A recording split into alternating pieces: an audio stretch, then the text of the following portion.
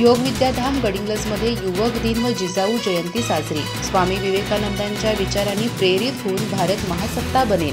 Doctor Chavan. योग शिक्षण व आध्यात्मिक विचारांचा प्रचार करण्याचा निर्धार। गडिंग्लज येथील योग विद्याधामतर्फे युवक दिन आणि राजमाता जिजाऊ जयंती निमित्त विशेष कार्यक्रमाचे आयोजन करण्यात आले।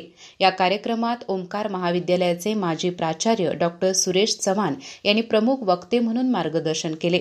ते म्हणाले, स्वामी विवेकानंद हे भारत मातेचे महान संन्यासी योद्धे होते।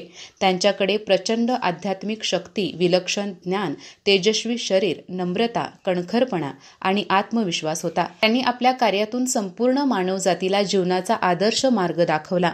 शिकागोच्या जागतिक धर्म परिषदेत भारताच्या आध्यात्मिक संस्कृतीची पताका अभिमानाने फडकवणाऱ्या विवेकानंदांचा जन्मदिवस युवक दिन म्हणून साजरा केला जातो। डॉक्टर चव्हाण यांनी स्वामी विवेकानंदांच्या प्रेरणादायी विचारांचा प्रसार करण्याचे महत्त्व सांगत असेही स्पष्ट केले की विवेकानंदांच्या विचारांचा आदर्श घेतल्यास भारत ही मानवतेचा संदेश देणारी महासत्ता बनेल। अध्यक्षीय भाषणात प्राचार्य सदानंद वाली यांनी विवेकानंदांच्या जीवनातील विविध प्रसंग उलगडून त्यांच्या विचारांना आचरणात आणण्याचे महत्त्व विशद केले। प्रमुख अतिथी प्राध्यापक सुरेश धुरे यांनी योग आणि विवेकानंद या विषयावर आपले विचार मांडले।